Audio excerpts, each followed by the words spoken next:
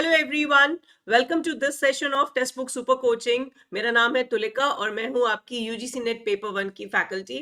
और आज के इस सेशन में हम करेंगे एक इम्पॉर्टेंट टॉपिक को डिस्कस, जो कि है नॉन प्रोबेबिलिटी सैम्पलिंग। लर्नर्स, ये टॉपिक है रिसर्च एप्टीट्यूड का।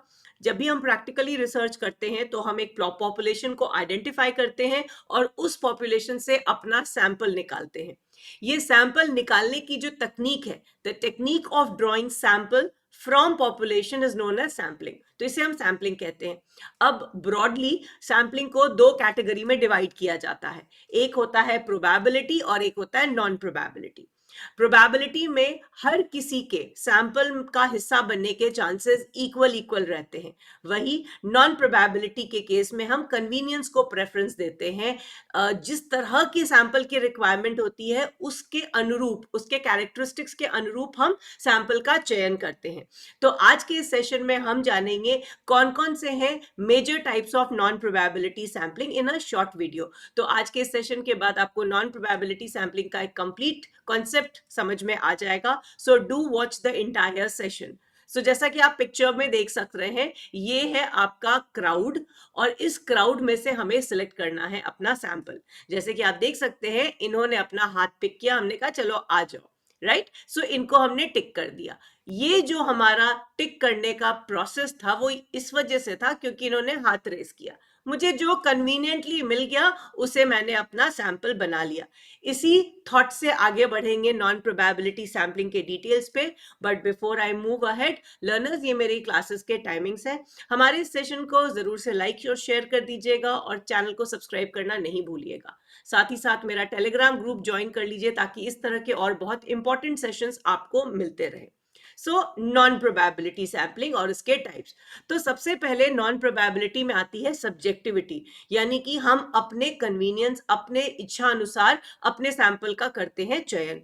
तो यहाँ पे हर एक सैंपल के इक्वल चांसेस नहीं रहते हैं, यानी हमारे जो यूनिट्स हैं जिनमें से हम सिलेक्ट कर रहे हैं उनका अनइक्वल चांसेस रहता है before I draw a sample. अब इसमें जो मुझे जिस तरह की इंफॉर्मेशन चाहिए, ठीक है, वो उसके आधार पर मैंने अपना सैंपल ले लिया। तो क्या वो सैंपल रिप्रेजेंटेटिव है पॉपुलेशन का? नहीं। नॉन प्रोबेबिलिटी सैंपलिंग के केस में जो भी मेरा चयनित सब्जेक्ट्स हैं, they do not represent the entire population.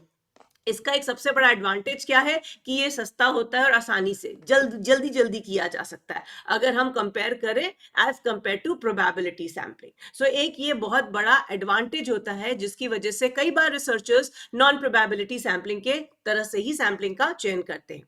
Now ये इनकी टेक्निक्स क्या है, फर्दर अगर हम नॉन प्रोबेबिलिटी सैम्पलिंग को क्लासिफाई करेंगे तो we have convenience, judgmental, quota और स्नोबॉल सैम्पलिंग। तो एक एक करके इनको भी हम समझेंगे, राइट। अब देखा जाए, अगर नॉन प्रोबेबिलिटी सैम्पलिंग की बात करें तो मिला जुला के रीजनेबली रिप्रेजेंटेटिव इसको कहा जाता है। ये रिप्रेजेंटेटिव नहीं है, इसमें ये एक टर्म ऐड कर लेते हैं क्योंकि हम अपने तरफ से कोशिश यही करते हैं कि हमारा सैंपल जो है वो पॉपुलेशन को रिप्रेजेंट करे। तो इन सभी माध्यम से, इन सभी टाइप से हम करीब करीब अपने सैंपल को अपने पॉपुलेशन का रिप्रेजेंटेशन बना लेते हैं। तो सबसे पहले देखते हैं क्या है कन्वीनियंस सैम्पलिंग। जैसा कि नाम से ही पता चल रहा है, वो सैंपल जो कि कन्वीनियंटली हमारा सब्जेक्ट बनने के लिए अगर तैयार हो जाए तो वो आपका कन्वीनियंट सैंपल है। अगर से फॉर एग्जांपल आप किसी कॉलेज में पढ़ाते हैं या पढ़ रहे हैं, स्टूडेंट हैं, और आपको अपने ही कॉलेज से स्टूडेंट्स को सिलेक्ट करना है। मान लीजिए आप कॉमर्स के स्टूडेंट हैं, आप पीएचडी कर रहे हैं, तो आपके जो कॉलेज में कॉमर्स के जो जूनियर्स हैं, आप वो आपका पूरा का पूरा पॉपुलेशन हो गया, टारगेट ग्रुप। आप कॉमर्स के स्टूडेंट्स पर रिसर्च कर रहे हैं। कन्वीनियंस सैम्पलिंग से आपने इनमें से एक ग्रुप से आपकी बहुत अच्छी जान पहचान है, आपने उनको पिक कर लिया, राइट। सो सिलेक्टिव कैंडिडेट्स आपके इस स्टडी का हिस्सा बनेंगे। आप इनको जानते थे, आपने इनको बुला लिया, कन्वीनियंटली वो आ गए। तो इजिली एक्सेसिबल, आसानी से जिसको आपने एक्सेस कर लिया, वो होता है आपका कन्वीनियंट सैंपल। नेक्स्ट होता है पर्पसिव सैम्पलिंग। अब पर्पसिव सैम्पलिंग को दो नामों से जाना जाता है, एक तो पर्पसिव और दूसरा जजमेंट या जजमेंटल सैम्पलिंग। तो जजमेंट यानी कि कोई भी सैंपल को जब हम सिलेक्ट करते हैं on the basis of certain criteria. एक तो हम ये ले रहे हैं कि यहाँ पे हम सैंपल को हर किसी को नहीं ले सकते, प्लस अगर हमें एक स्पेसिफिक कैंडिडेट चाहिए, से फॉर एग्जाम्पल स्लो लर्नर्स, ठीक है। तो कौन है स्लो लर्नर्स? कोई ऐसा लर्नर हो सकता है जिसको कोई भी बात समझने में बहुत बार प्रयत्न करना पड़ता हो, जिसका आईक्यू लेवल जो है 70 के आसपास का हो, राइट? तो अगर हम एवरेज स्टूडेंट्स पे स्टडी करना चाह रहे हैं, उनके लिए कोई नई टेक्निक पे स्टडी करना चाह रहे हैं, तो मुझे उसके लिए सैंपल में स्लो लर्नर चाहिए। यहाँ पे अगर हाई आईक्यू के बच्चे को ले लेंगे तो मेरा वो काम ही नहीं होगा। तो यहाँ पे मुझे पर्पसिव सैम्पलिंग ही उठाना होगा, वैसे स्टूडेंट्स को जो मेरा पर्पस सॉल्व करे, राइट? तो इनमें से हम सिलेक्ट करते हैं अपना रिक्वायर्ड कैंडिडेट। तो ये होता है आपका पर्पसिव सैम्पलिंग। सो ये सबसे अप्रोप्रिएट होता है अगर आपको कुछ जजमेंट करके, राइट, कुछ डिसीजन लेके आपको अपना कैंडिडेट सिलेक्ट करना है, ठीक है? देन सिलेक्चर इसमें आप क्या करता है, रिसर्चर जो है सिलेक्ट करता है एक्सपीरियंस बेस पे, नॉलेज बेस पर, जिसको भी आप सैंपल करना चाहते हैं, right? Next is snowball sampling. Snowball sampling को हम कई बार फ्रेंड्स ऑफ फ्रेंड्स कहते हैं। बहुत सारे ऐसे सैंपल्स होते हैं जिनको ओवरऑल अगर आप क्राउड में डिटेक्ट करने की कोशिश करेंगे तो इट बिकम्स वेरी डिफिकल्ट।